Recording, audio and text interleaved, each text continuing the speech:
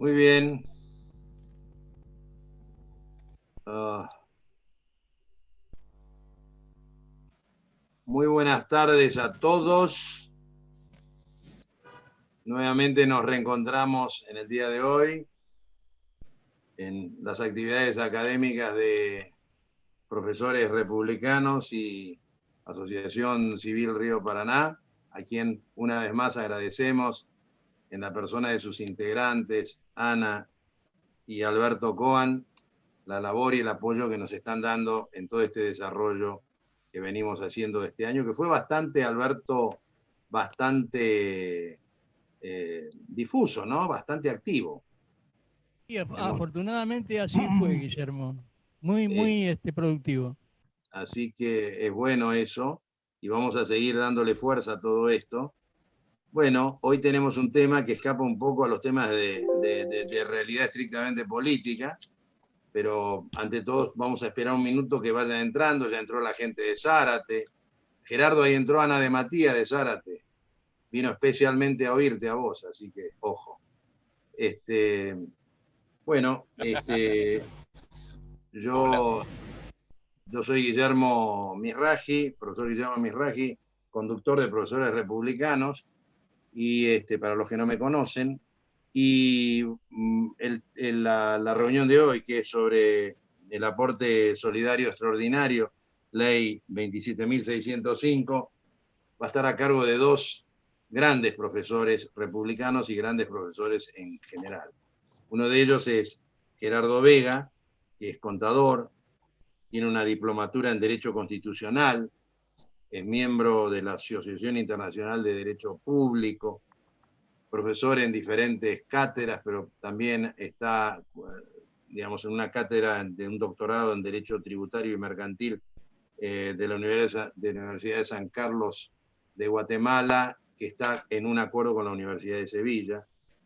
Y por sobre todo, y esto es lo importante, es que Gerardo ha publicado un libro, tiene un libro de reciente publicación que se llama Aporte Solidario Extraordinario, que está realizado en conjunto con Santiago San Valiente, Juan Manuel Vega y María Soledad Vega. Son los cuatro que han llevado adelante esta obra, que es verdaderamente interesante y que parte de lo que diga hoy Gerardo, supuestamente, supongo yo, está vinculado con lo que ha escrito en la obra, con sus colaboradores.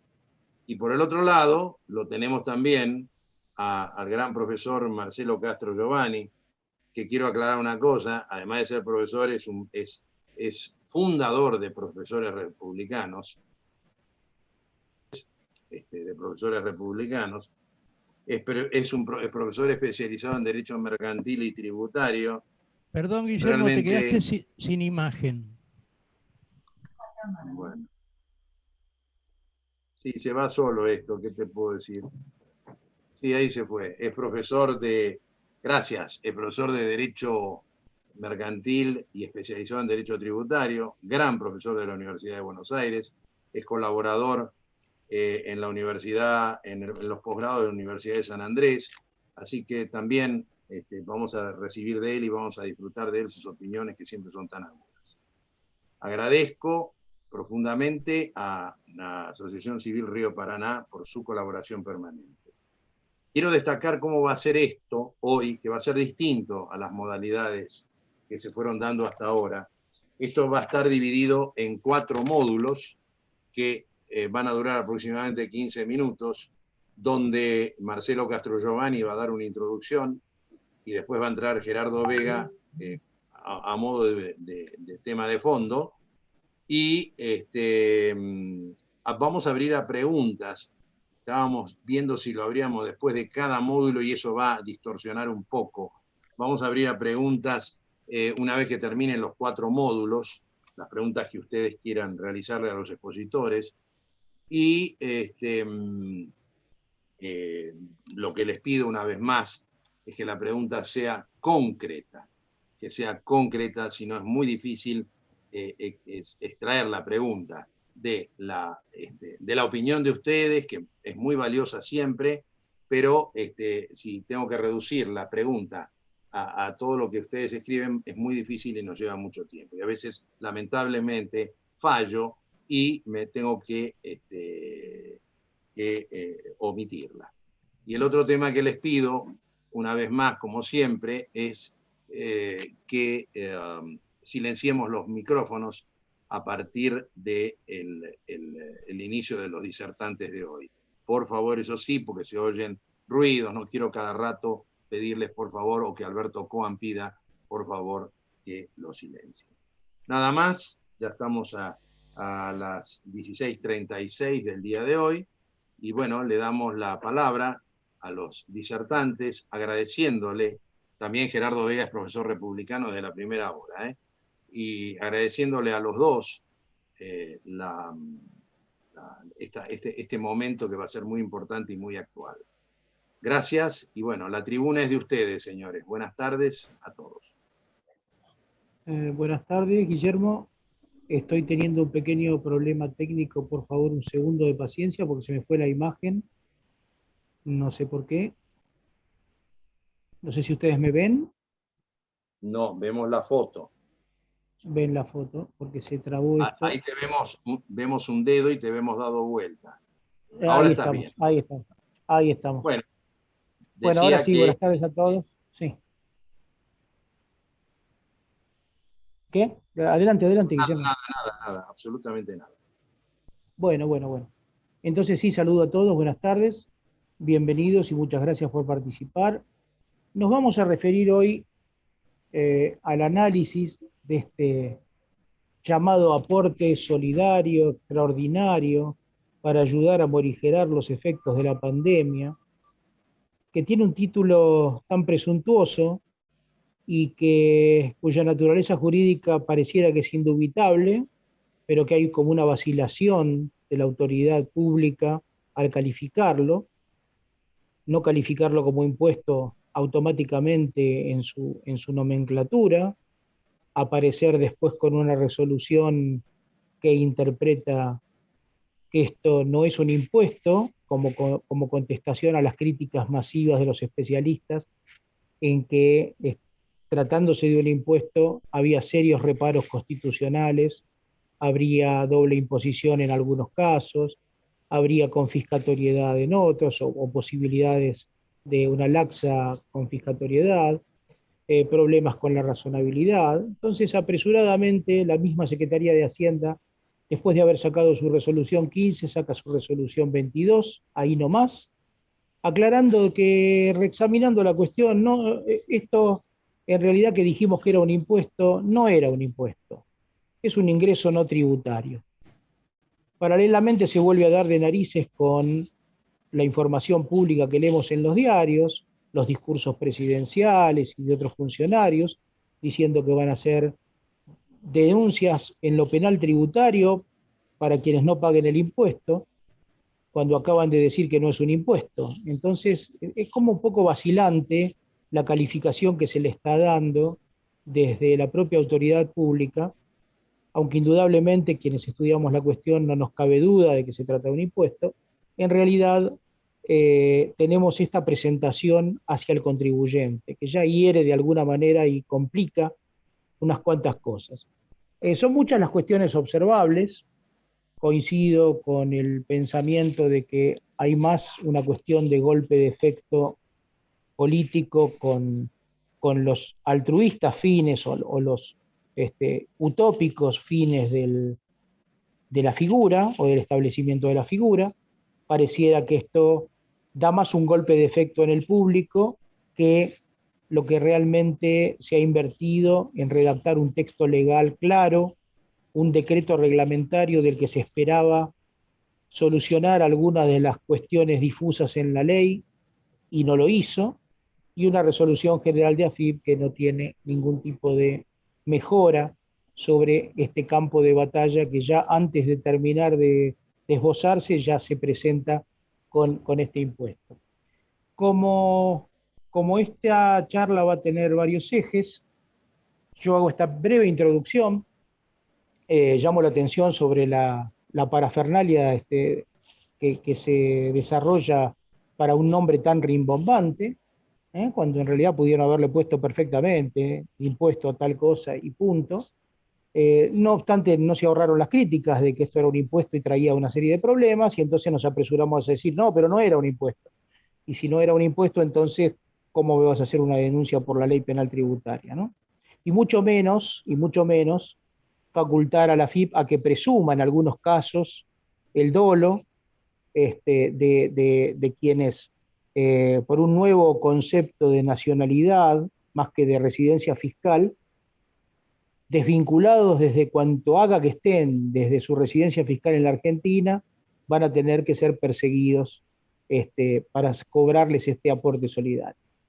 Bueno, las normas que se analizan acá son la ley 27.605, el decreto reglamentario que es el 42 de 2021, y acompaña a esto la resolución general de AFIP de la 4930.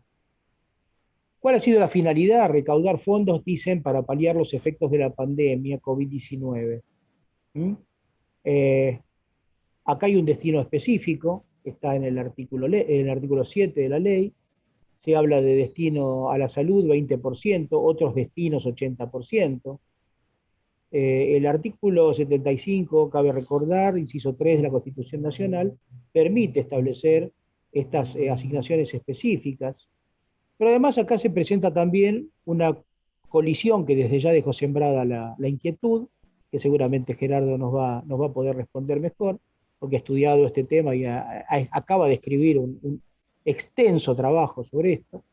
Se elude el tema de la coparticipación federal, que está regulada por el inciso 2 del artículo 75, porque hay todo un desajuste en el contexto normativo. Esto es lo que Gerardo llama degradación de las instituciones.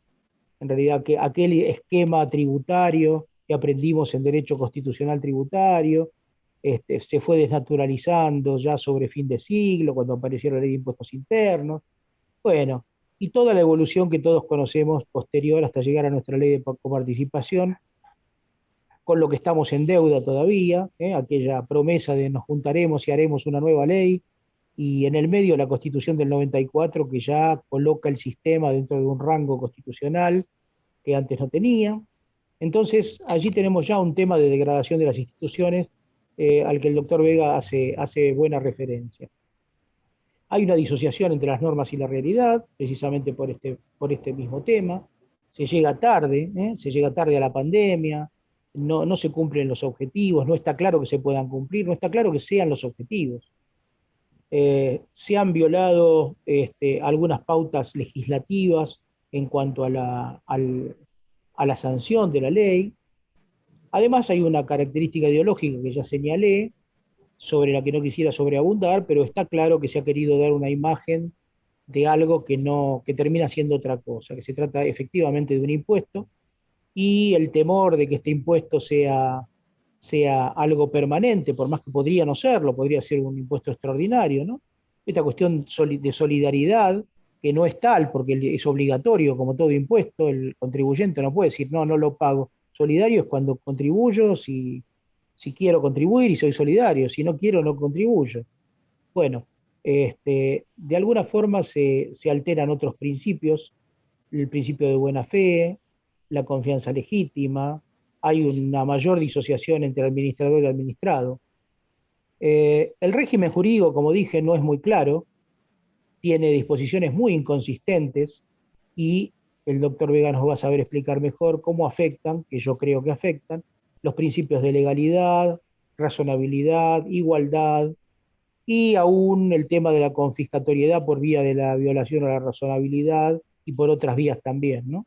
El principio de legalidad, el decreto mismo viola, no solo la ley, el decreto mismo viola el principio de legalidad en algunos puntos sobre los que no puede crear determinadas situaciones por decreto.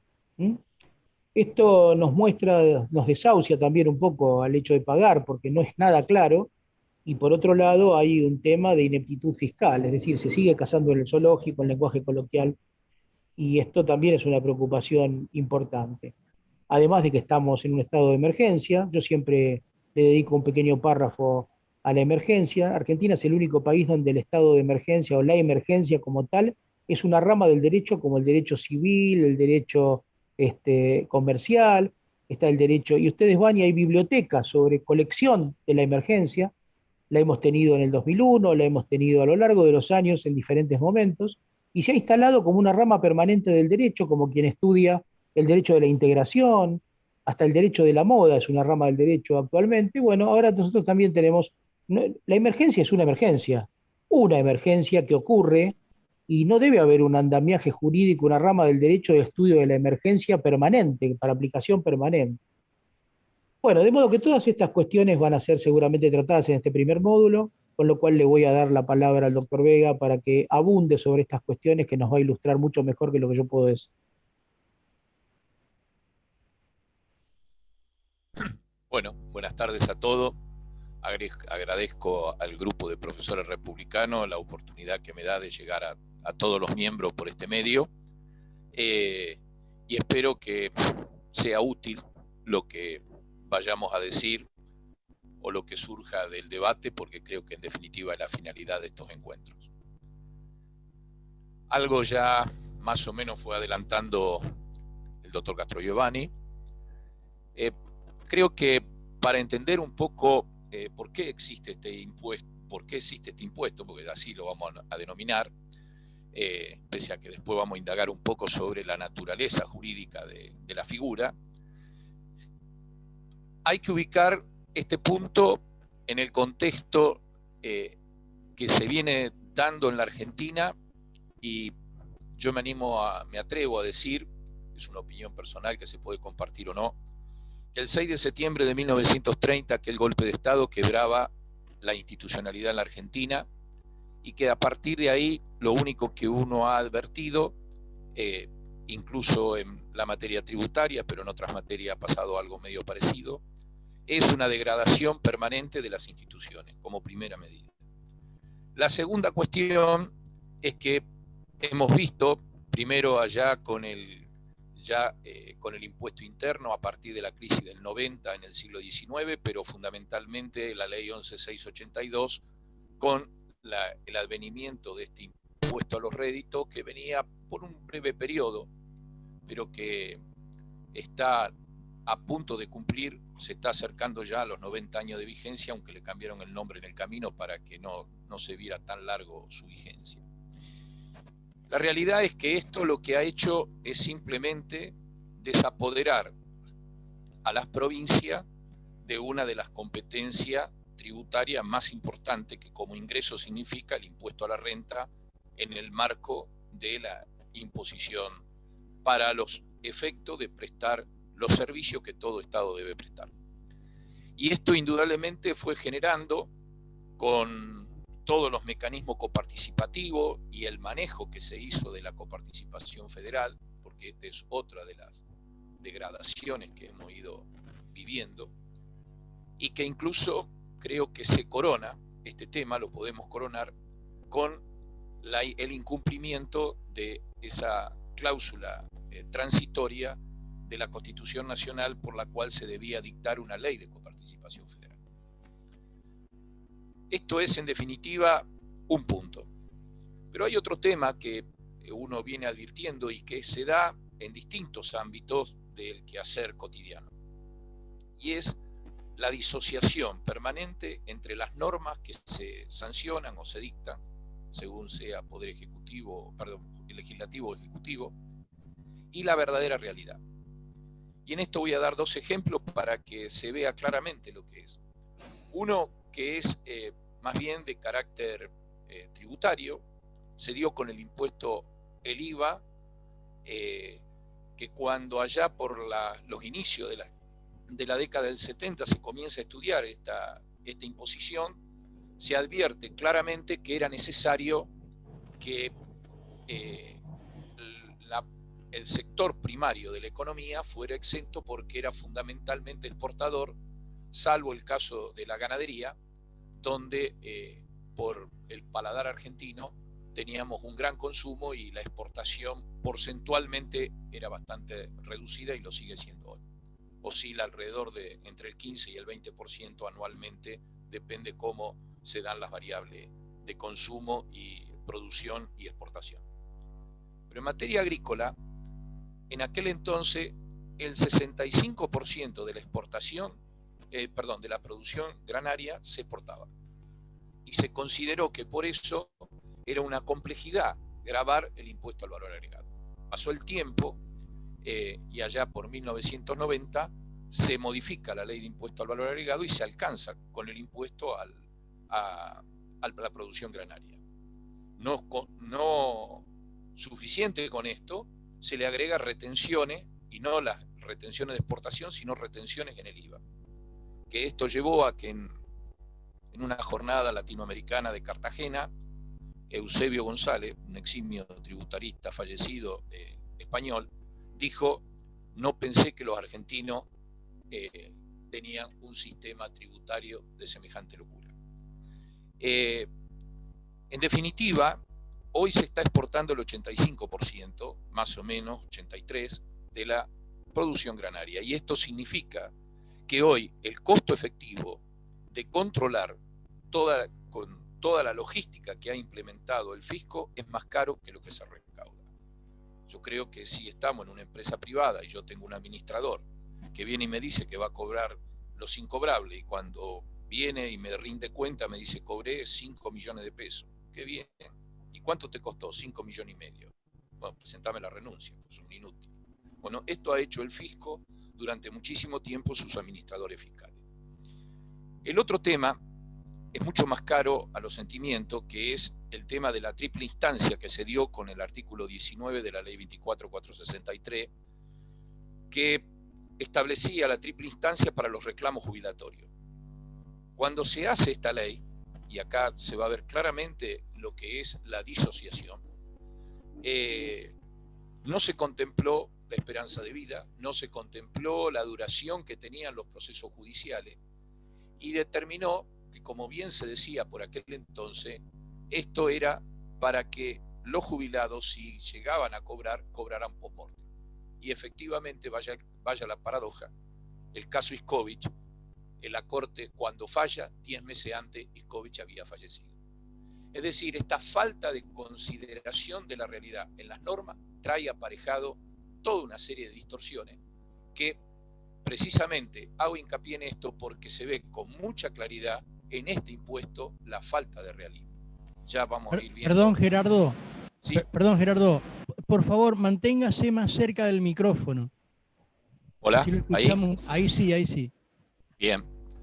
Bueno, esto es uno de los temas. El otro tema que se advierte y donde surgen a veces esto que yo me he atrevido a llamar un engendro, porque hablar de una norma, este tipo de cosas con todos los errores que tiene y contradicciones, me parece que es denigrar la palabra norma. Y hablo de los acuerdos mayoritarios legislativos. Lo tomo legislativo, en realidad, si lo debería calificar, diría acuerdos mayoritarios espurios, donde aparecen esos partidos que de pronto logran representación, pero finalmente, por acuerdos gubernamentales, alguien dijo una vez: billetera mata galán. Indudablemente el uso de la billetera de parte del Estado Nacional ha hecho que agrupe a veces estos partidos o estas representaciones. Y lo que ha generado todo esto, en definitiva, son acuerdos mayoritarios que responden a simples ideas, donde prácticamente el fin justifica los medios, porque en el trasfondo de todo esto creo que aparece esta cuestión. Sería largo para debatir este tema, no es la oportunidad, simplemente quise mencionarlo, porque me parece que en esta norma se ve reflejado este tipo de acuerdos mayoritarios. La otra característica que sí me llamó la atención, y analizando un poco la historia tributaria, es que esta imposición, más que el hacer hincapié en la recaudación, como se ha venido haciendo desde hace muchísimos años en la Argentina, sin ningún miramiento sobre la realidad económica, las verdaderas necesidades de inversiones que el país tiene, etcétera, etcétera, se aparta y se transforma, tiene un contenido ideológico. Es decir, hay una cantidad de disposiciones que contiene esta norma que lo muestra claramente. Una de ellas son los nacionales, es decir, este sujeto que aparece en esta ley, que es una novedad para la tributación argentina. El nacional siempre fue usado por los países europeos en su tiempo como por ser exportadores de capital. Acá es cierto, nosotros hoy somos exportadores de capital porque las tenencias fuera de argentinos son casi superiores a lo que es la deuda externa. Pero la realidad es que no se exporta porque somos exportadores de capital, sino por la inseguridad jurídica que hay en la Argentina. ¿Y por qué digo esto de los nacionales? Porque cuando uno analiza cómo va a hacer el fisco para poder controlar esta clase de sujeto y además su patrimonio, advierte dos cosas muy importantes. En primer lugar, quien se fue afuera y se instaló y se llevó dinero importante, lo que ha buscado, lo que ha hecho es verdaderamente una ingeniería fiscal y económica, donde seguramente habrá transitado por paraísos fiscales hasta recalar en el país que hoy está, digamos, un país no cooperante. Con lo cual, lo más probable es que también su organización económica indique de que su patrimonio personal es escaso. Y acá hay que tener en cuenta que este impuesto, los dos sujetos principales de este impuesto es personas humanas y sucesiones indivisas. Dejaron afuera las personas jurídicas. Pero además aparece otro tema.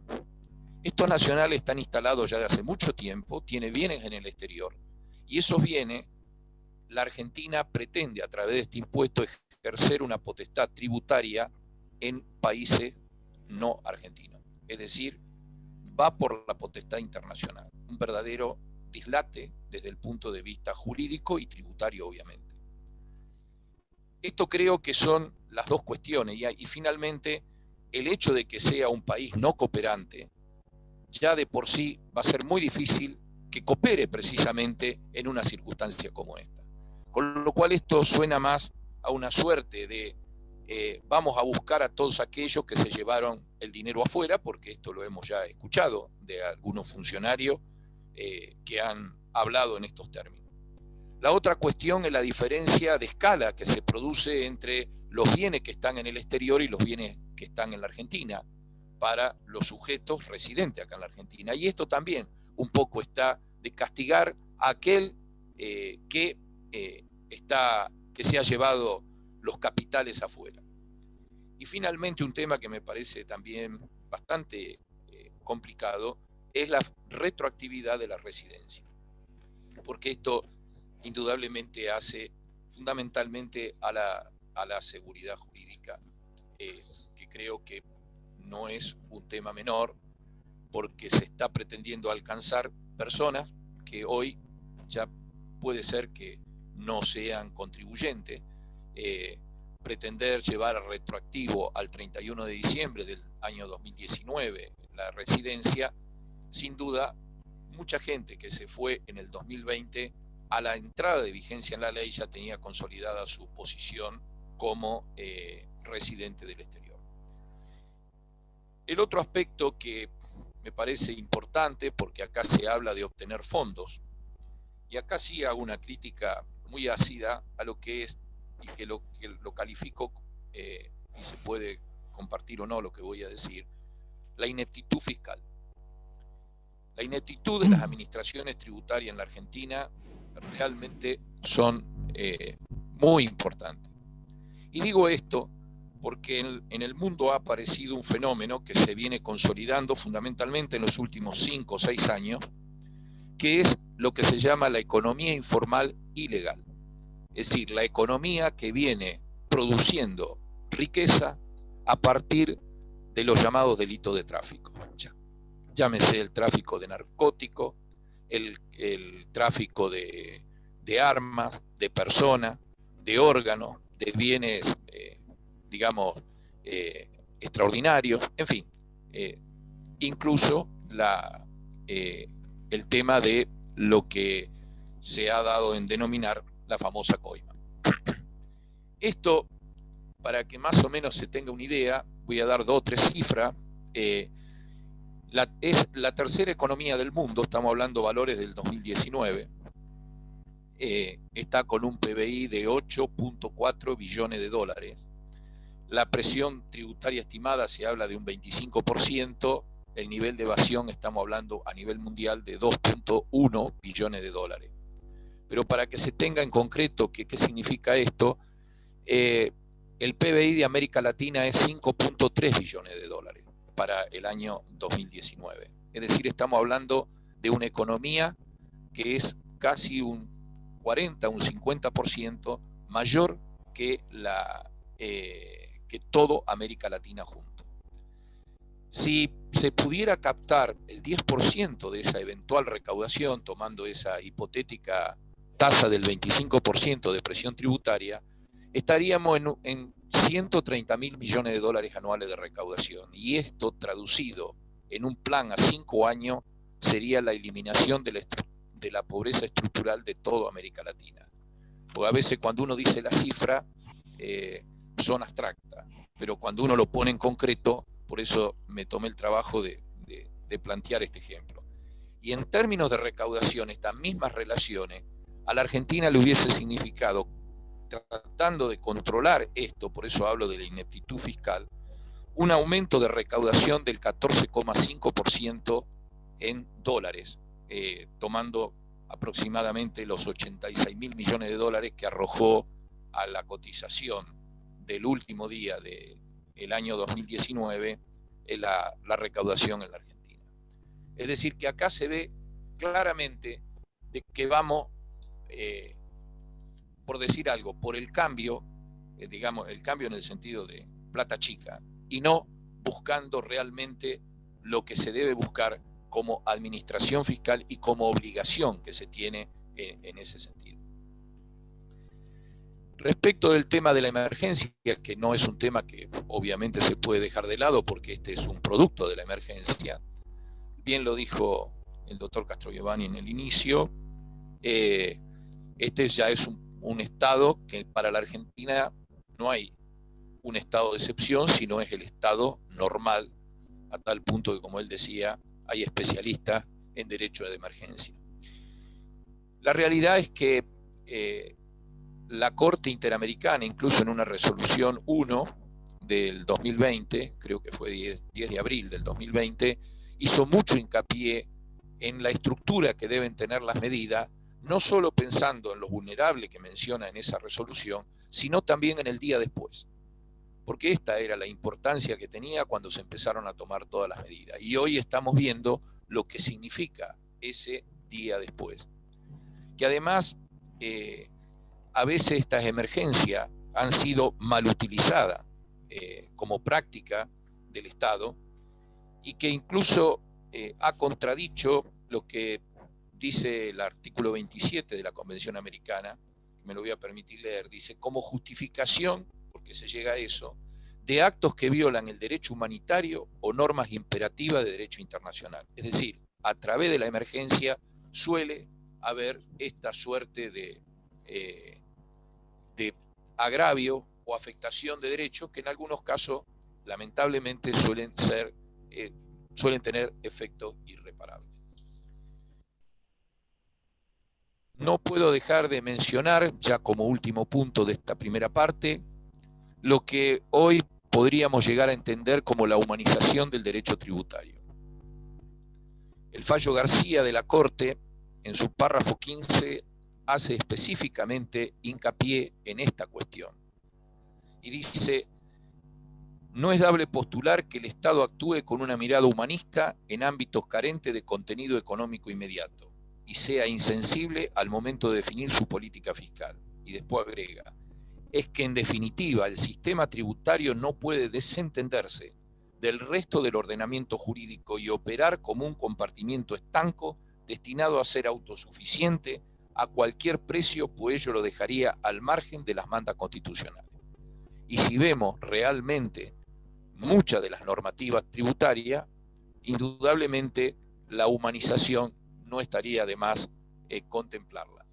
Pero fundamentalmente acá va a haber muchos contribuyentes que se van a oponer a esta imposición y esto sin duda que va a traer la necesidad de tener muy en cuenta todo lo que es el control de convencionalidad, porque el fisco tiene muchísimas normas y muchísimos actos que no tienen sustento normativo, que es lo que salen de los famosos sistemas informáticos, donde el control de convencionalidad no lo tiene para nada en cuenta. Bueno, con esto damos por concluido esta primera parte, así que Marcelo, estás en uso de la palabra. Bueno, muchas gracias, Gerardo. Como lo predije, has sobreabundado sobre los puntos modulares que planteamos para esta sección. Yo creo que correspondería hacer bucear un poquito más específicamente sobre la cuestión de la naturaleza de esta figura. Yo dije algo al principio, la autoridad no sabe lo que dice, porque un día dice que es un impuesto y otro día dice que no lo es, a pesar de que lo recauda la FIP, a pesar de que rige supletoriamente la ley 11.683, a pesar de que rige también los principios de la ley penal tributaria, como era el objetivo, pero después rápidamente se dicen de que esto sea un impuesto, y entonces acá tenemos una cuestión donde para el contribuyente las cosas no son del todo claras. Yo adelanté y creo que hay consenso, no he hablado con nadie que piense que esto no es un impuesto, por más nombre que le pongan. Creo que tiene que ver con lo que el doctor Vega dijo, creo que el rimbombante título de aporte, etcétera, etcétera, solidario, dando a entender que es una cuestión de solidaridad. No estamos haciendo una colecta para Malvinas, acá estamos haciendo otra cosa, acá estamos cobrando un impuesto con la facultad que tiene el Estado clara, y esa facultad es constitucional, en tanto ese impuesto no resulte violatorio de algunos principios constitucionales, ¿no? Hay jurisprudencia de sobra que describe las características de este tipo de imposiciones, sin perjuicio del nombre que se ponga. Esto ya se ha plantado hasta en la Corte, los casos Horvat, Camaronera Patagónica. Hay suficiente jurisprudencia, inclusive de Corte, donde analizando diferentes tipos de impuestos, ha establecido que no importa el nombre que se le ponga si se cumplen los requisitos del impuesto, ¿no? Entonces, esto es lo que muchos dicen, esto es un eufemismo. En realidad, acá estamos pagando un impuesto y el nombre persigue otros objetivos. ¿Qué necesidad hay de ser tan poco claro y poner un nombre tan exageradamente complejo para presentar dudas sobre lo que se está legislando, cuando en realidad estamos hablando de un impuesto? A ver, hay presupuesto de hecho, se verifica en la realidad del caso concreto, da origen a la obligación de ingresar una suma de dinero según la ley lo establece, hay un acto unilateral del Estado que así lo establece, porque el poder tributario que la Constitución le ha otorgado al Congreso. Podríamos discutir en este punto si esto es una potestad provincial o no, como ya también adelantó el doctor Vega hace un ratito. En realidad es un recurso que, en atención a las características de esta imposición, debía corresponder a las provincias, ¿no? De manera tal de que pareciera ser que esto también avanza sobre las potestades de las provincias. Y además viola la coparticipación, como ya vimos, con lo cual esto puede presentar distintas aristas más allá del tema de los contribuyentes. Hay coacción para imponer la cobranza, no solo coacción, hay amenaza. No voy a repetir las palabras de Carlos Tacchi, que todos recordarán en aquellos años, pero vamos a hacer juicio penal a todos los que no pagaron. Y esta presunción de delito que se esconde ahí en la ley cuando no se da ninguno de los supuestos de un delito, ¿no? Entonces todo esto es una cosa bastante, que genera bastante inquietud. Hay un poder de imperio del Estado para cobrar esto, así que yo creo que se dan absolutamente todas las características, la obligatoriedad por imperio de la ley, y todos los detalles de los impuestos. ¿Cuáles características son las de los impuestos? Bueno, hemos reseñado, pero le dejo al doctor Vega para que analice y se luzca con lo que ha investigado ha desgranado en su libro cada una de estas cosas con todas las posibilidades. Sé que no hay tiempo para que pueda Gerardo reflejar todo esto acá, pero es interesante que puedas sistematizarlo tal como lo has investigado. Y esta imposición tiene además ciertas particularidades y hay ciertas asimetrías también, ¿no? La introducción del concepto de nacional en vez de residente fiscal, es decir, aquel que ya no es residente fiscal y que dejó de serlo antes de que el impuesto estuviera aún proyectado, también cae dentro de la volada. También se incluyen las tenencias de acciones de sociedades argentinas que puedan tener residentes que nunca han sido residentes argentinos, ni tampoco nacionales. Realmente hay una cantidad de desvaríos dentro de la ley que mueven a pensar que por muchos lugares es atacable, ¿no? Esto de que es única, dan a entender que es por única vez, pero podría no serlo. Nosotros estamos curados de espanto ya. El impuesto a los réditos por única vez, 1930 y cuánto, 32, 33, 34. Y la verdad es que no es el único impuesto que se ha repetido a lo largo del tiempo. Es más, no, a los débitos y créditos bancarios, dijo Cavallo, es la única forma de recaudar rápidamente y salir de esta situación de emergencia terrible. Y con esto después ya ordenamos y ya con esta recaudación rápida y el impuesto a los débitos y créditos bancarios que habíamos logrado desterrar de aquel impuesto al débito que había antes, se transformó en un impuesto al débito y al crédito y no solo fue para la emergencia, puesto por Cavallo en la última etapa de la Rúa, sino que además quedó para siempre y hoy es un caballito de batalla de la AFIP bastante importante, porque incluye además en las investigaciones y en las determinaciones de oficio, se extiende además hasta sobre el impuesto a los débitos y a los créditos. Bueno, esto no hacia el impuesto, pero hacia al contexto general. Es el hecho de haber tabulado como una exención, por ejemplo, eh, eh, desde los 2 millones para arriba, dejar exentos, o sea, la obligación es de todos, solamente decreto la exención a partir de los 2 millones, con lo cual 2 millones y un centavo ya está pagando por todo el patrimonio. Es otra barbaridad, pésima técnica, a mi entender, y por supuesto esta se puede compartir o no, tal vez haya alguien que haya redactado esto y esté escuchando, lo podemos conversar y debatir, pero yo expongo mi opinión porque me parece que es bastante desprolijo. El hecho de tabular como un exento en vez de establecer un mínimo no imponible con unas escalas o algo que haga a la capacidad contributiva. Ni hablar de que de este patrimonio, ningún país del mundo hace lo que hacemos nosotros, gravar el patrimonio sin descontar las deudas de ese patrimonio. Si yo tengo un inmueble y lo tengo con un crédito hipotecario y debo la mitad del inmueble, pues tengo que pagar sobre el total del inmueble. Esto es una cosa que también desnaturaliza completamente. El tema del hecho imponible también, que tiene características especiales, porque esto que estoy diciendo, si yo no grabo las deudas que graban ese patrimonio, no, si grabo las deudas, perdón, que graban ese patrimonio, estoy generando una falta de igualdad absoluta, una inequidad absoluta, y además estoy lesionando el principio de capacidad contributiva. Alguien podrá venir a decirme que es una antigüedad el principio de capacidad contributiva, pero yo no creo que sea para tanto, creo que se ha evolucionado a nuevos conceptos, pero el principio de capacidad contributiva sigue teniendo un protagonismo importante y ciertamente se lo lesiona cuando alguien tiene que contribuir y no tiene cómo. Ayer, sin ir más lejos, me plantearon el caso de un nudo propietario que tenía que contribuir al impuesto y no tiene recursos para contribuir.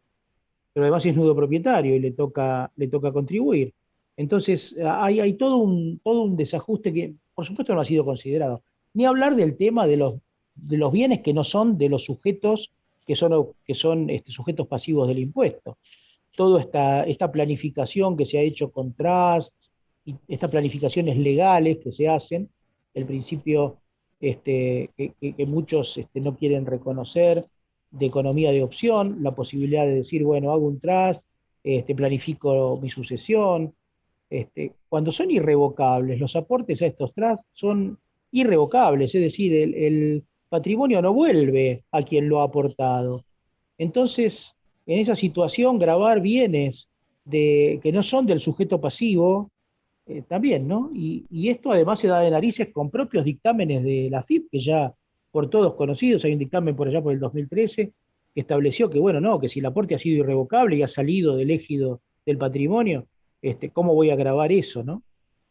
Bueno, en fin, una serie de desajustes que tratándose si es de un impuesto y si no es un impuesto, las cosas pueden interpretarse de una manera diferente. Yo creo que, como decía el profesor Guti, si tiene cuatro patas, ladra, es un perro, aunque lo llame pato o lo llame como lo llame.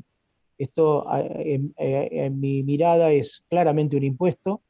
Y eso sí, después se verán las vías procesales, lo veremos en otro módulo, que no son únicas y que no por el hecho de violar algunos principios constitucionales, esto sea abstractamente así, se pueda plantear sin más en todos los casos. Creo que cada caso va a ser un mundo. Y bueno, y dicho esto, no quiero sobreabundar más porque le estoy quitando y me estoy perdiendo de escuchar las palabras del doctor Vega, que va a ser mucho más preciso y mucho más específico. Gracias, Gerardo, adelante. Bueno, con respecto al tema de que si es un impuesto o no, creo que ya el doctor Castrogiovanni ha sido bastante explícito.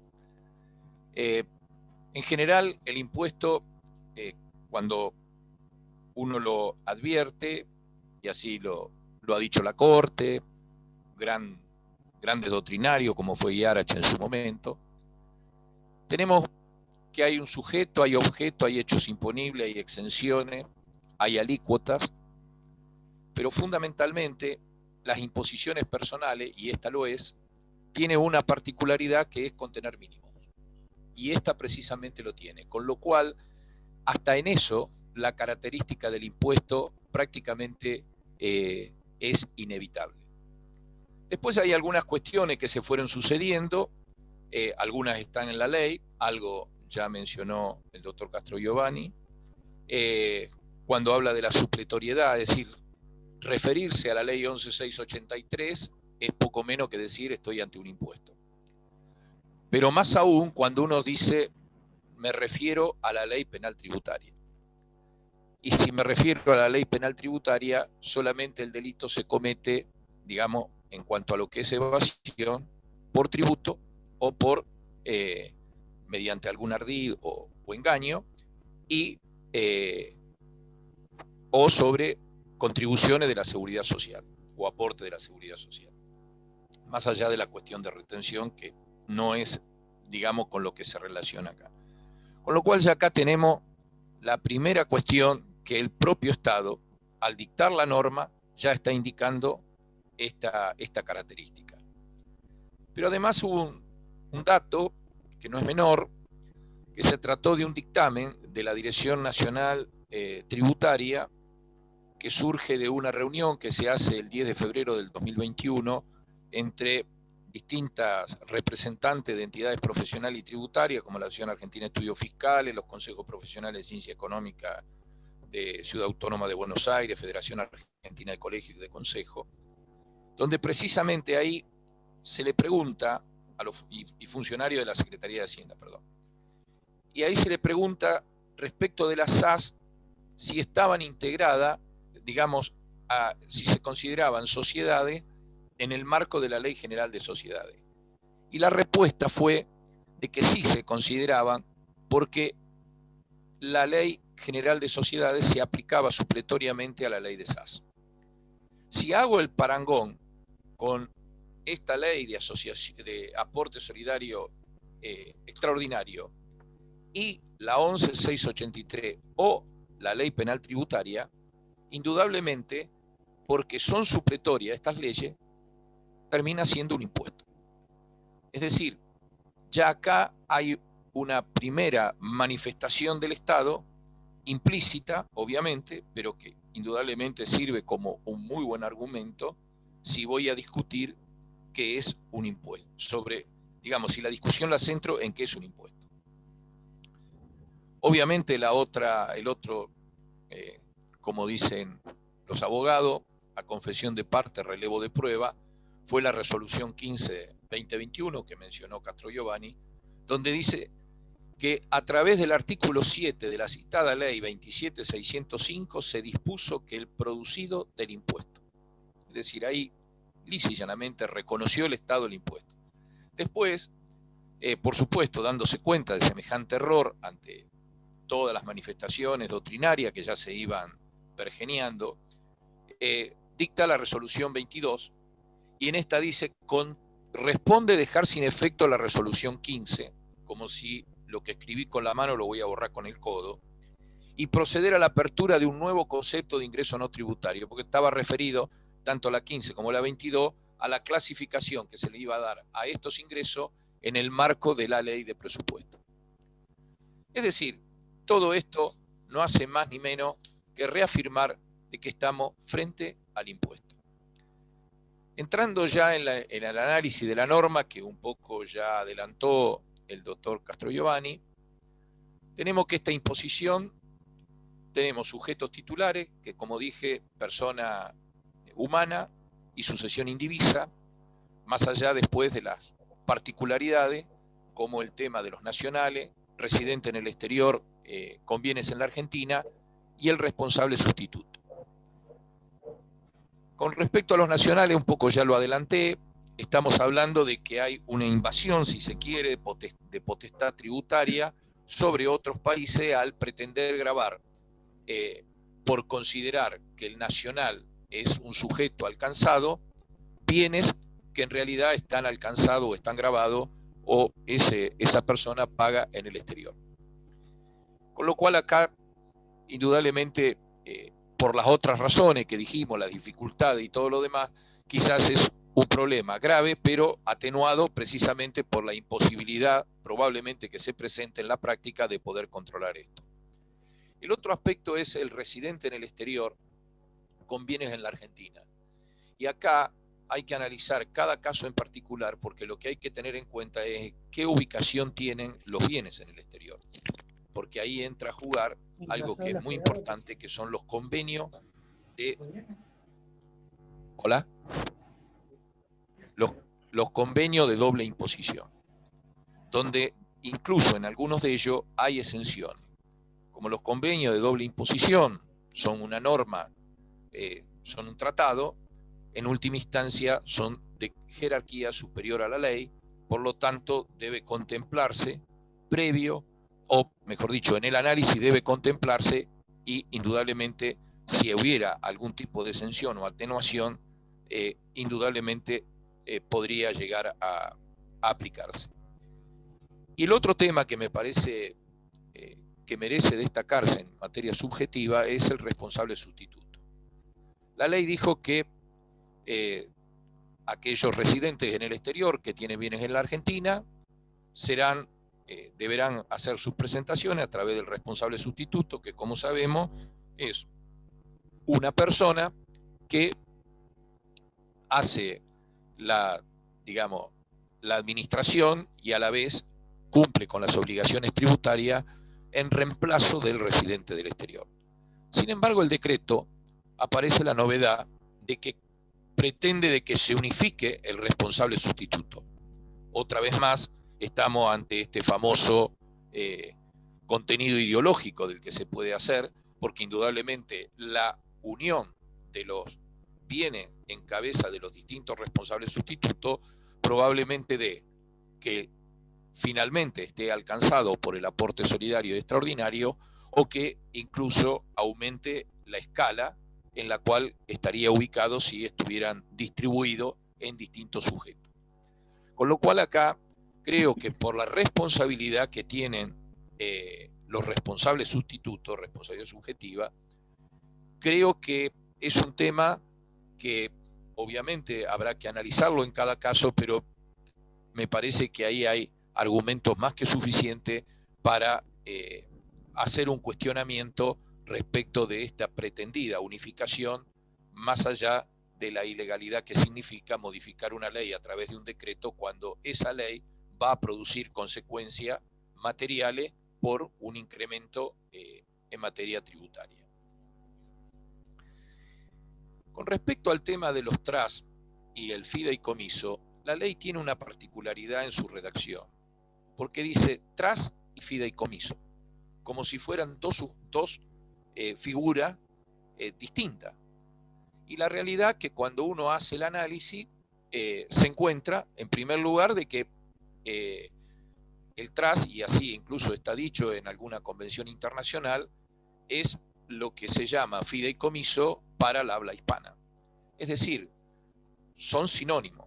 Sin embargo, ese I que está colocado ahí genera alguna duda en cuanto a qué significado tiene, si lo debo interpretar como que son sinónimos o si lo debo interpretar como lo define la Real Academia Española, que es un agrupamiento de empresas estratégico, que no es lo mismo que el fideicomiso, que es la figura que está legislada en el Código Civil y Comercial de la Nación. Por lo tanto, me parece que ahí también se presenta una nueva variante al respecto. El otro tema que, para ir pasando después con las preguntas, si hay que ahondar, lo ampliaremos, está el tema de la evaluación. Respecto de la evaluación se dice claramente que se aplicará la ley de impuestos sobre los bienes personales. La ley de impuestos a los bienes personales tiene una particularidad. Es las evaluaciones al 31 de diciembre. Y acá, como digo yo muchas veces, el Estado hizo lo que se llama, funcionó como la yegua del Malacate, siempre tratando de publicar unos días antes o el 30 o el último día hábil del año para que agarrara un poquito más para atrás. Acá termina publicando el 18 de diciembre y por lo tanto la ley entró en vigencia esa fecha porque así estaba establecido. Pero claro, el 31 de diciembre anterior es el 2019. Y cuando uno evalúa a valores del 31 de diciembre del 2019, cambia absolutamente la base imponible en su cuantía. Y ese cambio en la cuantía deja muchísimos contribuyentes afuera que, traspolado o llevado al 18 de diciembre, son todos alcanzados. Entonces, este es otro tema que precisamente por esa discordancia que hay, ya que el decreto intentó corregir esto, estamos nuevamente ante otro supuesto de ilegalidad. Y en el término de evaluación, me quiero detener en algo que es muy interesante, que son las estructuras patrimoniales que tienen las empresas. Pese a que las empresas, como dijimos, la empresa jurídica no está alcanzada, pero sí la participación del accionista. Y esa participación del dueño indudablemente va a estar en función del valor que tiene la empresa, que por otra parte hay que confeccionar un balance especial, después nos vamos a referir a este tema, al 18 de diciembre del 2020. Pero esto, las estructuras de las empresas, los activos, no tienen la misma composición. Si uno analiza un comercio, indudablemente es un flujo permanente de fondos.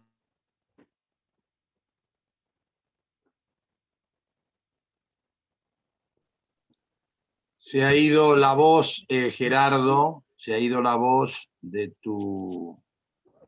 Me parece que la voz y la imagen se fue. Sí, la imagen Sí. quedó cristalizada. Yo no lo veo, para mí se le cortó. No, ahí Habrá está. que ver si se reconecta, se está reconectando seguramente. Cuando se congela así, desaparece la voz, es porque se cortó la... Sí, Al cortarse queda congelada la última imagen. ¿Querés agregar algo, Marcelo? No, que siga el hilo, por favor, de lo que está diciendo, pues está muy claro. Bueno. Bueno, podemos poner alguna postilla. Este tema que estaba hablando de un balance especial al 18 de diciembre. Quienes sean abogados de empresa podrán imaginar lo que puede llegar a significar realizar un balance especial. Tampoco se especifican normas. Entiendo que han de ser las normas contables que rijan el balance de cada uno de los tipos de sociedad de que se trate, según su escala, según las normas contables que se usen en esa sociedad, en los balances de esa sociedad. Es un balance especial al 18 del 12 del 2020, y da una opción allí, ¿no? Da una opción que después quita. La excepción es considerar el último balance emitido, pero tenemos el tema de las evaluaciones, y en qué casos este balance ya emitido puede habilitarse, porque el tema es si esto da saldo a pagar o no da saldo a pagar, porque si no da saldo a pagar no puedo utilizar ese balance. Entonces, no me queda opción, es decir, no va a haber opción para que yo opte entre el balance especial al 18 de diciembre del 2020 o lo contrario, ¿no? Perdón, Marcelo. Sí. Guillermo, ¿por qué no te comunicas por WhatsApp con Gerardo? Porque no está entrando. Sí. Disculpe, Marcelo, adelante. No, por favor, no, lo esperamos, ¿no? Es algo que él estaba desarrollando, la idea es esa, ¿no? Yo tenía una pregunta, sí, lo estoy llamando. Tenía una pregunta para vos, Marcelo, ya que te tengo ahí y sos colega mío. Este criterio de la nacionalidad que se está manejando a través de estas disposiciones es equivalente en el campo del derecho internacional privado y los negocios internacionales al criterio de la soberanía exorbitante, que por el solo hecho de ser francés, aunque tengas una cuestión en Mendoza, porque el francés tiene una bodega en Mendoza y tiene un conflicto con el productor de uva, pueda dirimirlo ante los tribunales de París, porque él es de nacionalidad francesa. ¿Se te cortó, Guillermo, también? ¿Puede ser? ¿Estamos con problemas de comunicación? ¿Alguien me ve a mí? Sí. Sí, Marcelo. Sí, yo te veo. Ahí estás, Guillermo, ahí estás de vuelta. O sea, la pregunta, no sé si la oíste, si este tema de la nacionalidad, que se está aplicando en materia impositiva conforme a estas normas, es equiparable a aquello que es la soberanía exorbitante en derecho internacional privado, que por el solo hecho de ser, por ejemplo, francés, dije, y tengas una finca en Mendoza y tengas problema con la bodega, puedas dirimir la cuestión, aunque tengas residencia en la Argentina, ante los tribunales franceses, concepto del siglo XIX, pero que Francia lo tiene, Inglaterra lo tiene, Alemania en parte de la jurisdicción exorbitante. ¿Es algo parecido? Es algo parecido, a ver, es algo de alguna forma equiparable a efectos de comprenderlo, pero en realidad una cuestión es la soberanía de decir, quiero que esto se dirima en un estado determinado por tal o cual motivo, y otra cosa es gravar con un impuesto a alguien que no tiene residencia fiscal en el país. Entonces, ¿cuál sería la gracia de que vos hubieras perdido la residencia fiscal en la Argentina hace X cantidad de años? O lo que fuera. O mismo en este periodo que se establece en este umbral, donde había que adivinar que la ley, o sea, el que lo hizo se presume que iba a adivinar que iba a salir una ley, que le iba a gravar con un impuesto, y se apresuró para neutralizar la ley a dar de baja su residencia fiscal y darla de alta en otro lado, todo para evadir el impuesto, cuando en realidad las cosas no son así. Vos no podés gravar a una persona cuando el concepto es, el criterio es no es la nacionalidad, sino que el criterio es la residencia fiscal, a quien haya perdido la residencia fiscal y esté tributando en otro lado, ¿no? Es un dislate, para mí es un dislate. Una cosa es la demanda, digamos, de reconocimiento de soberanía de un Estado a efectos de dirimir una cuestión en determinado territorio en el derecho internacional privado, que además obedece a determinado tipo de convenciones y determinado tipo de... Me parece que, Guillermo, te congelaste la imagen también. Y otra cosa es estar grabando a personas que no tienen residencia fiscal, ¿no es cierto? Por el solo hecho de haber nacido en la Argentina. Son cosas que no... Ok. Perdón. Muchas gracias. Ahí está Gerardo. Ahí está Gerardo y le pasamos. ¿Podés hablar, Gerardo? Hola, ¿me escuchan? Sí, está cristalizada tu imagen, pero dale, ahora sí, ahora te moví. Adelante.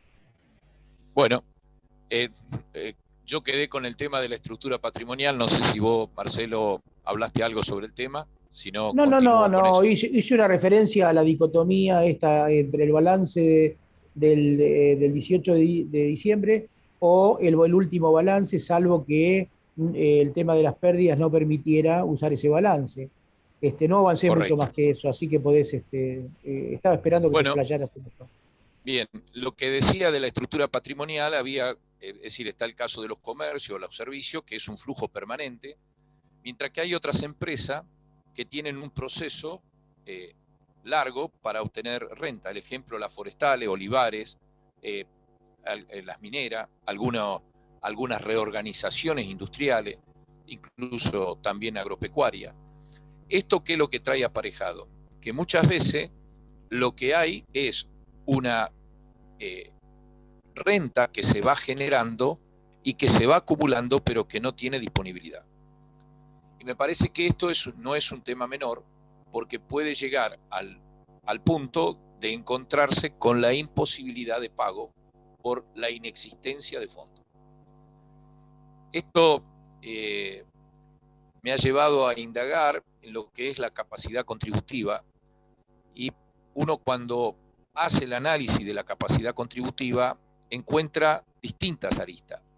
La primera, yo diría, una capacidad contributiva económica. Esa capacidad contributiva económica lo que hace es la que percibe el legislador a los efectos de establecer que determinados hechos económicos, por su voluntad, va a sancionar una ley, lo va a apresar, vamos a decir así, y va a transformarlo en lo que es el hecho imponible.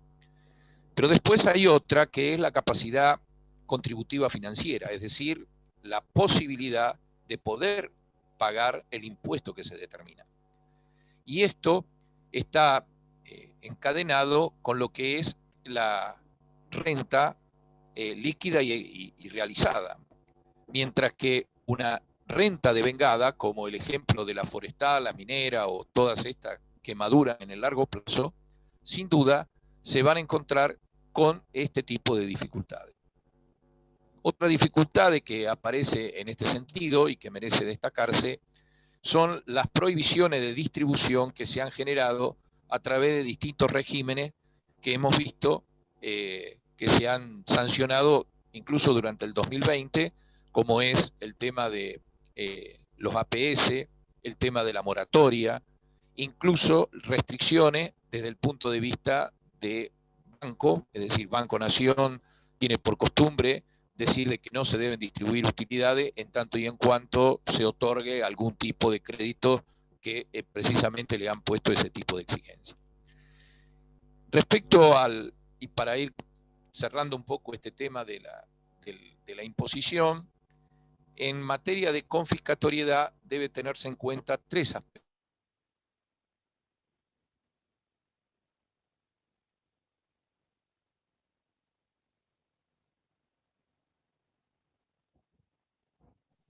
No, se cortó de nuevo, me parece.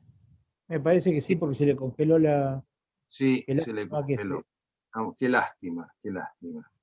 Yo no sé si dejando esto, Marcelo, teniendo en cuenta los bloques, vos quisieras abordar el próximo bloque y después, llegado el caso, si Gerardo quiere coincidir, para no quedar así en un plano de silencio, ¿no? ¿Te parece? Sí, me parece que sí, porque, a ver, en los módulos de 15 minutos que habíamos arreglado, el segundo y tercer módulo se superpusieron, de modo que se habló Sí. de las características del análisis de la norma más específico, junto con las características del impuesto, con lo cual podríamos avanzar sobre la última parte, que era tal vez la más jugosa o la más opinable, o que la gente más ansiosamente se plantea, que es el tema de las alternativas procesales que hay con esta cuestión. Porque planteado la situación como está, y dado que es un verdadero impuesto, dado que hay obligatoriedad de ingresarlo, dado que no solo hay penalidades, sino hay amenazas públicas de que van a avanzar hasta las últimas consecuencias con esto, para tratar de cobrarlo, hay que ver qué alternativas tiene cada contribuyente o qué alternativas puede uno ofrecerle a cada contribuyente para sopesar. Antes que nada, yo lo que quisiera decir es esto. No es una cuestión abstracta. Si bien después de todo lo que dijimos, para todos quienes estén en el auditorio, sean tributaristas o no sean especialistas en impuestos, pero sean personas formadas en derecho, se habrán dado cuenta que acá hay mucha tela para cortar y realmente hay mucha desprolijidad que da lugar a una serie de inequidades, posibles inconstitucionalidades. Pero, como les dije, yo creo que hay que ver en cada caso concreto qué es lo que se está violando, porque no todos los casos son iguales y no hay una cuestión, por más que en una charla de café podríamos decir que esto es una, como dijo, que usó una palabra Gerardo, como una cuestión como una defecio, como algo que no está, que se sale de todos los moldes prolijos de lo que debió ser. En realidad, más allá del engendro, eso es lo que dijo, es un engendro, más allá de eso, y esto puede ser para una charla de café y decir que esto es un engendro y que es confiscatorio y que viola la Constitución, hay que ver en cada caso qué. Por eso hay diferentes posibilidades en cuanto a esto. Una de ellas es ignorar la ley. Ignorar la ley y decir no pago. Señor, no pago. Yo no pago, no pago y no pago. Eh, Tengo tela para cortar de sobra. Si me quieren apremiar, diré que esto no es un impuesto. La propia Secretaría de Hacienda lo dijo. Yendo un poco más a algo más técnico, podré defenderme en sede administrativa y eventualmente podré acompañar con una acción judicial. ¿Mm? Esa acción judicial, a mi criterio, puede ser una declaración, una acción declarativa de certeza. La gente es muy, también abstractamente, hay que meter un amparo, meter un amparo. Yo no estoy tan seguro que todas las situaciones que acabamos de describir, las asimetrías constitucionales que plantea esta ley, den para un amparo. El amparo tiene reglas específicas, no toda la desesperación por algo que no es claramente legal pasan por un amparo. Hay que cumplir varios requisitos y el tema del amparo, bueno, podría dar en algunos casos muy específicos, muy groseros, ¿no? Como por ejemplo, la ley habla de que los residentes argentinos que perdieron la residencia antes de esta fecha tienen que pagar igual. Bueno, esto es un impuesto que viola una cuestión básica que es la retroactividad. Los impuestos no son retroactivos. Entonces, si yo perdí la residencia fiscal en abril de 2020, no pueden venir a ponerme un impuesto que con los bienes que debo tener al 31 de diciembre, porque en realidad se está violando la irretroactividad de la ley. Allí sí bastaría con a lo mejor presentar un amparo diciendo, miren, a la justicia diciendo, mire, yo perdí la residencia fiscal el 20 de abril de 2020. Este impuesto es al 31 de diciembre de 2020 y me lo quieren cobrar igual, aun cuando yo ya no era residente fiscal. Ahí, con un mero chequeo de que se había perdido la residencia, a lo mejor un amparo podría llegar a andar. Pero yo no soy de los que piensa que todo se resuelve con un amparo. Hay distintas alternativas. La alternativa a la declarativa de certeza es una. Es cierto que habiendo cuestiones de fondo, hay que ver cómo se contesta, ¿no? Porque que después un juez diga, no, sí, es un impuesto y corresponde y no viola la Constitución. Por eso creo que por el lado de Gerardo creo que se pronuncia más, lo va a poder decir si vuelve a entrar, por una acción de inconstitucionalidad directamente entablada. Yo creo que la declarativa de certeza igual con una cautelar, por supuesto, ¿no es cierto? Podría andar. Por otro lado, hay una cuestión del Tribunal Fiscal. A ver, esto que me van a determinar, ¿es apelable al Tribunal Fiscal? Y pareciera que si es una determinación de oficio que me van a hacer, si me la hacen efectivamente, la determinación de oficio sería lo único casi que habilita la intervención del Tribunal Fiscal. ¿Y qué pasa si el Tribunal Fiscal se declara incompetente, si yo presento un amparo? Sabemos que los amparos ante el Tribunal Fiscal hay salas que los otorgan, salas que no los otorgan, pero aún así podría el Tribunal Fiscal declararse incompetente si acá no hubiera una clara determinación de oficio con todas las normas puntuales de la 11683. Con lo cual, esa vía también estaría en duda. Yo creo que la declarativa de certeza es una buena vía y el planteo de inconstitucionalidad es algo bastante profundo que ahora yo analizaría en qué casos más o menos podría llegar a imaginarse que eso podría dar un resultado y en qué casos no. Y como la tercera posibilidad es pagar y repetir, ¿no? A ver, parece ilusorio, esto es como jugar a las muñecas, ¿no? No pagar me enfrenta a la acción activa del fisco, y ahí tengo una vía administrativa para defenderme, a la par que a lo mejor puedo entablar una declarativa de certeza. Esto es lo que yo pienso. Por otro lado, pero ignorar la ley no sé si es la mejor forma. En el otro extremo, pagar y luego repetir lo abonado. Nunca es sano un juicio de repetición. En realidad, se puede trabar por muchos motivos y aun cuando lo logre, el problema va a ser cómo me van a devolver lo que pagué, con qué intereses. Si bien hace un tiempo se ayornó de alguna forma la tasa que, con la que se devuelve el dinero, en realidad de ninguna manera cubre absolutamente nada y la pérdida es muy importante. Así que lejos de haber ganado un juicio, voy a estar igual perdiendo plata. La cuestión de la acción de inconstitucionalidad parece una vía también bastante, pero no de forma abstracta, ¿sí? A ver, ¿qué garantías constitucionales se violan como para ver qué podría dar lugar a una acción de inconstitucionalidad?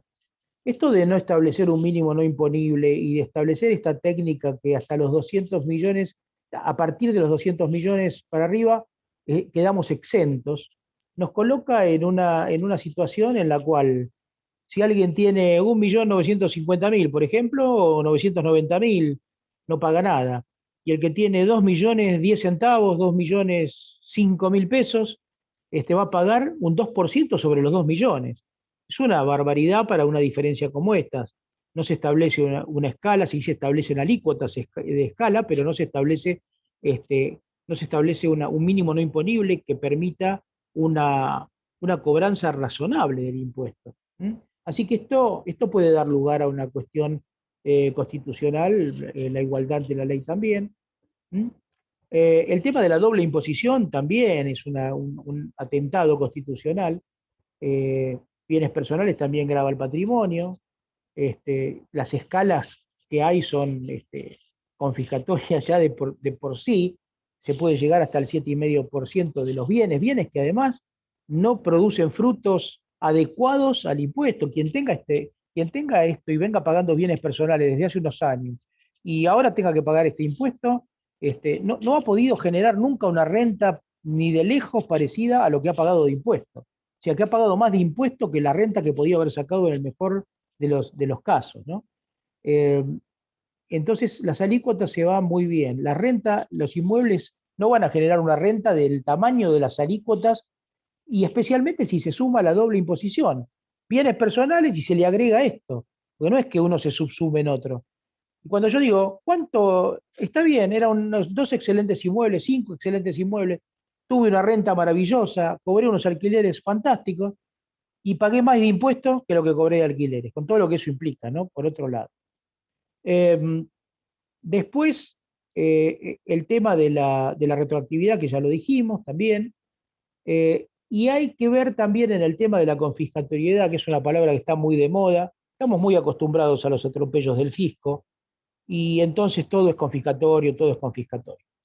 La confiscatoriedad es un tema muy delicado, puede venir por la irrazonabilidad, pero también puede darse por otros motivos. En todos los casos yo entiendo cuando uno plantea que se viola el principio de no confiscatoriedad, hay que producir una prueba pericial muy delicada y muy abundante para poder demostrar lo que en criterio de la Corte abriría la posibilidad de confiscatoriedad.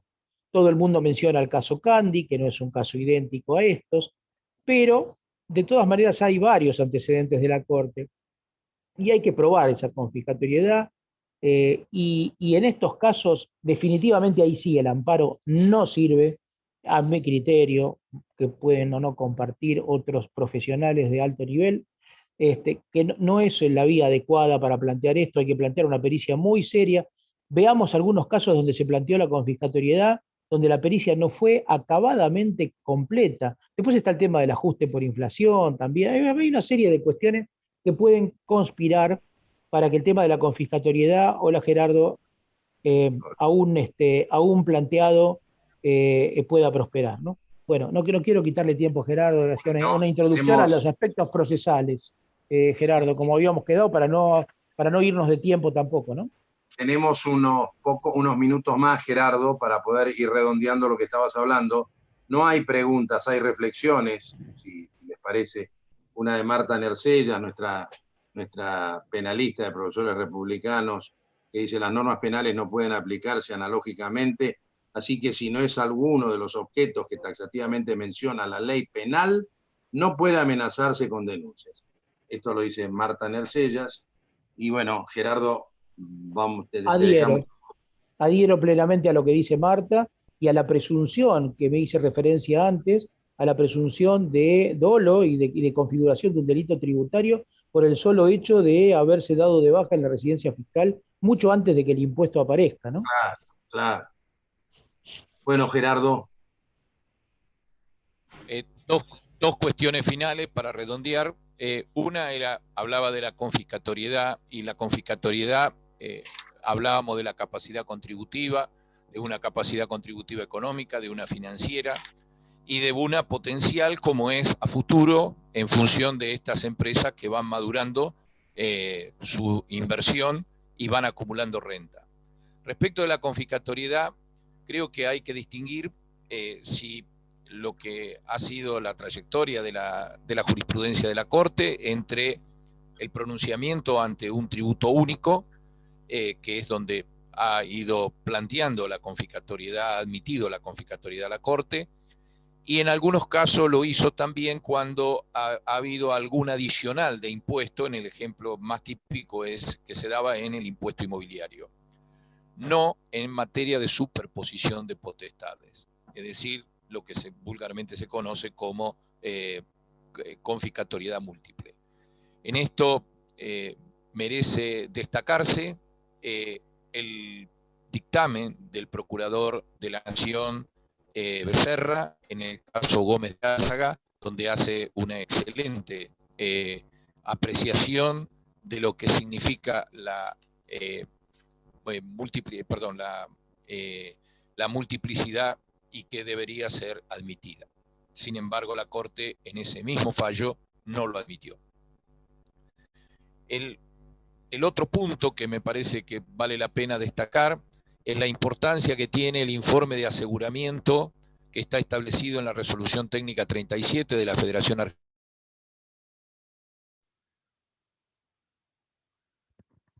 Primero se cristaliza y después se corta. Alberto, primero se cristaliza, después se corta. Me parece que estamos con problemas ya casi de difícil resolución. No sé, vamos a esperar unos minutos. Les pedimos paciencia y disculpas.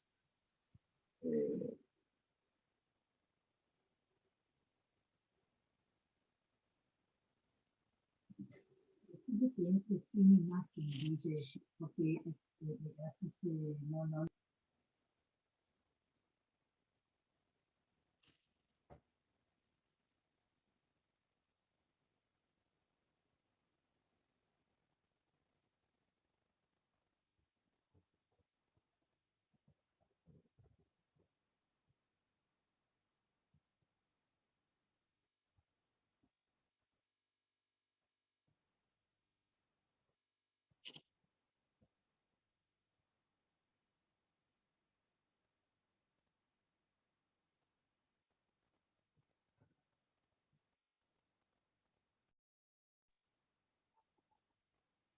¿Se escucha? Yo no escucho nada. El profesor Vega, Marcelo, el profesor Vega me dice, me traslada el mensaje de que cierres vos, porque está con un problema complicado que no puede resolverlo, pide 1000 disculpas y que cierres el tema si querés agregar algo más.